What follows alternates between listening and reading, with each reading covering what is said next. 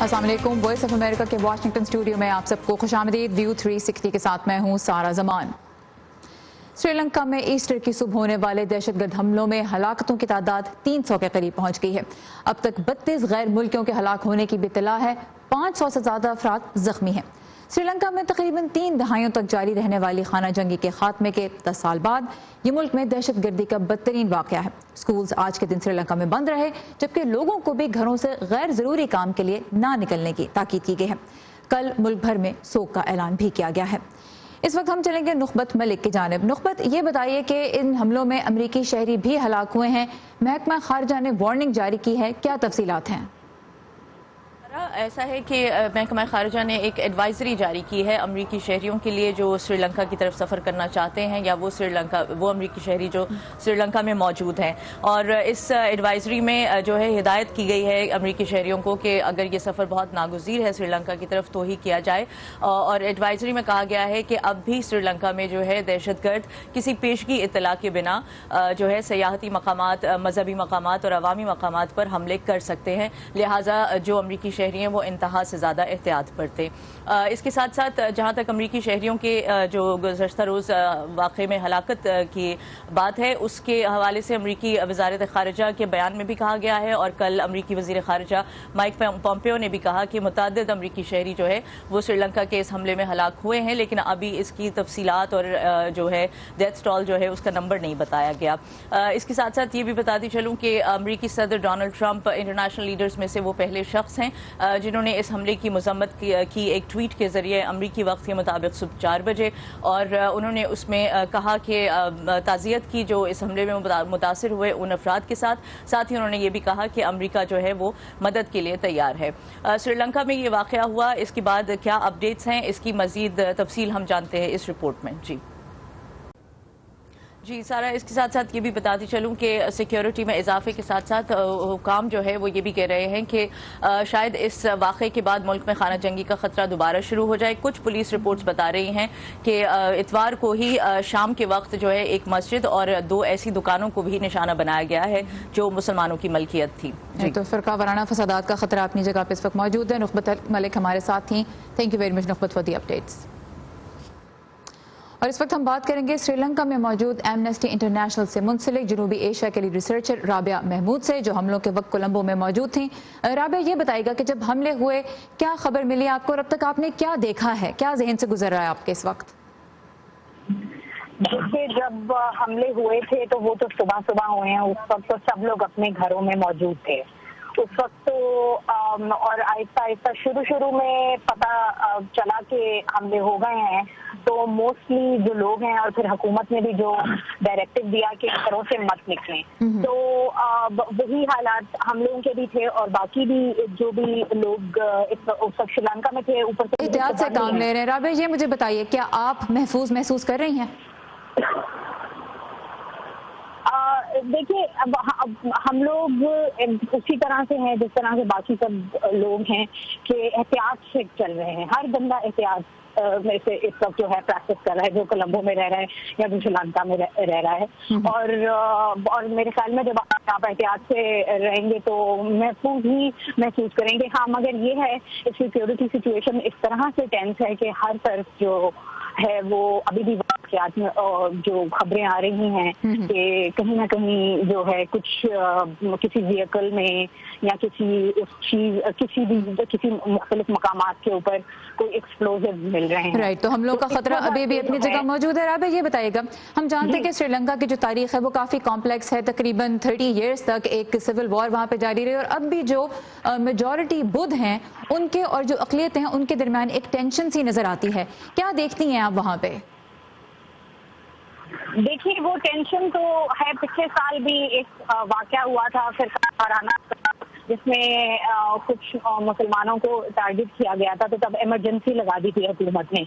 तो वो टेंशन है। क्रिश्चियन जो कम्युनिटी है उसको भी पिछले कुछ अरसे से और उससे पहले भी उन पे भी जो है वो जो लो इंटेंसिटी मगर उन पे अटैक्स हुए या कुछ उनको टारगेट किया गया डिस्क्रिमिनेटरी या प्रोसिक्यूशन के इस तरह से, तो वो टेंशन तो है।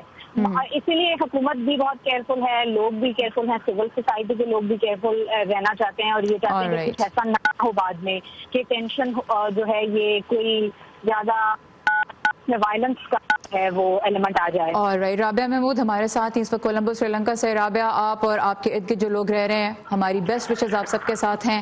امید یہی ہے کہ آپ سب لوگ خیریت سے رہیں گے. بہت شکریہ ہمارے ساتھ بات کرنے کا. سری لنکا حملوں میں انٹیلیجنس کی ناکامی پہ خاص طور پہ اس وقت توجہ دی جا رہی ہے. امریکہ میں دہشت گردی کے خطرے کے پیش نظر 11 ستمبر کے حملوں کے بعد ایک ٹیررسٹ واچ لسٹ ترتیب دینے کا عمل شروع کیا گیا تھا, لیکن اس عمل میں غلطی کا امکان موجود ہے. انسانی حقوق اور شہری آزادی کے اداروں کا کہنا ہے کہ نہ تو یہ واضح ہے کہ کسی شخص کا نام اس فہرست میں کس بنیاد پر ڈال دیا جاتا ہے, اور نہ ہی اپنا نام نکلوانے کا پھر کوئی آسان طریقہ بھی ہے.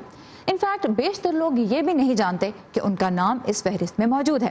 تو ٹیررسٹ واچ لسٹ کے نظام کی افادیت اور اس کی آئینی حیثیت کو اب امریکہ کی ایک عدالت میں چیلنج کیا گیا ہے.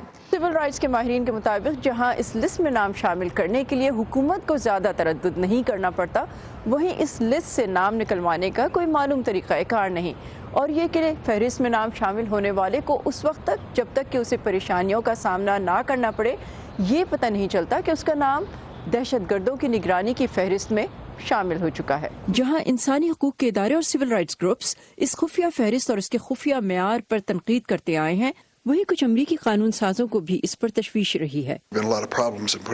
اس لسٹ کے ساتھ بہت سے مسائل رہے ہیں. کبھی لوگوں کے نام غلطی سے بھی اس پر چلے جاتے ہیں. مثلا سینیٹر ٹیڈ کینیڈی کا نام ایک دفعہ نگرانی کی اس فہرست میں چلا گیا تھا, تو ہمیں بہت احتیاط سے اور سوچ سمجھ کر اسے لینا ہوگا.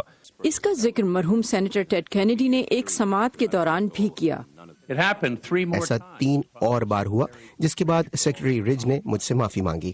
ناقدین کا کہنا ہے کہ عام آدمی کے لیے اس فہرست سے اپنا نام نکلوانا تقریباً ناممکن ہے, کیونکہ اگر عدالت کسی کو بری بھی کر دے اس کا نام فہرست پر پھر بھی رہتا ہے, اور اسے نکالنے کا اختیار صرف FBI کو ہے.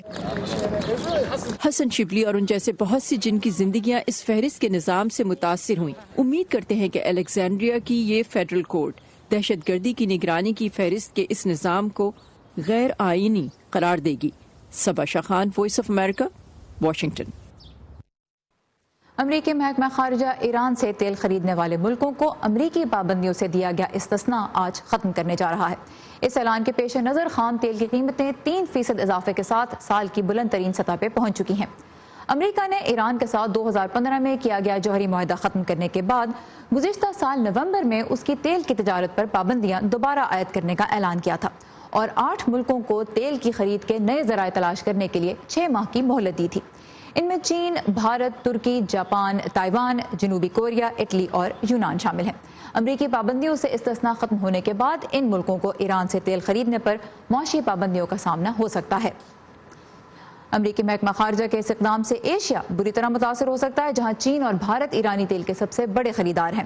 ٹرمپ انتظامیہ سعودی عرب پہ زور دے رہی ہے کہ وہ تیل کی پیداوار بڑھائے تاکہ مارکیٹ مستحکم رہے. اقتدار حاصل کرنے کے بعد آئین میں ایسی تبدیلیاں لے آنا کہ طاقت کا منبع ایک ہی شخص کی ذات بن جائے. ترک صدر اردوان کے بعد اب مصر کے صدر عبد الفتاح السیسی بھی کچھ اسی راستے پہ چلنے کی کوشش کر رہے ہیں. مصر میں ہفتے سے 3 روزہ ریفرینڈم جاری ہے, جس کی کامیابی کی صورت میں صدر عبد الفتاح السیسی کے اقتدار کی میعاد نہ صرف بڑھ جائے گی بلکہ انہیں اور بھی بہت سے اختیارات مل جائیں گے. کئی سیاستدان سابق فوجی لیڈر کا ساتھ دے رہے ہیں, لیکن مخالفین کو ڈر ہے کہ اس سے مصر کی سیاست میں فوج کا کنٹرول مزید پختہ ہو جائے گا. آئیے دیکھتے ہیں یہ رپورٹ. 2013 ملے گی. امریکہ میں رہنے والی جنوبی ایشیائی کمیونٹی میں گھریلو تشدد کتنا بڑا مسئلہ ہے, اس بارے میں کل کے شو میں ارم عباسی آپ کے لیے ایک رپورٹ لے کر آئیں گے. آئیے دیکھتے ہیں اس کی ایک جھلک. نیو یارک سے ارم عباسی کی یہ رپورٹ آپ دیکھ سکیں گے کل شام ویو 360 میں. کہتے ہیں کہ خبریں تو بھائی لوکل ہوتی ہیں. امریکہ میں اپریل کا مہینہ بہت اہم ہوتا ہے کیونکہ 15 اپریل سالانہ ٹیکس گوشوارے جمع کرانے کی آخری تاریخ ہوتی ہے. اس ملک میں آبادی کا ایک بہت بڑا حصہ ٹیکس دیتا ہے, چاہے وہ ٹیکسوں کے نظام سے پوری طرح مطمئن ہو یا نہیں. اسد اللہ خالد نے کچھ امریکیوں سے یہ جاننے کی کوشش کی کہ وہ ٹیکس دینے پہ کیوں راضی ہیں. پاکستان فیشن ڈیزائن کاؤنسل یا PFDC نے حال ہی میں لاہور میں فیشن ویک منایا. اب شو میں کچھ غیر ملکی ماڈلز نے بھی حصہ لیا, جس سے انڈسٹری بیرون ملک پاکستانی فیشن کی بڑھتی ہوئی شہرت کی ایک علامت قرار دے رہی ہے. اور ہمارے ساتھی ضیاء الرحمان بتا رہے ہیں کہ پاکستانی ڈیزائنرز کے لیے مارکیٹ وسیع ہونے سے صرف فیشن انڈسٹری کا فائدہ ہی نہیں ہوگا.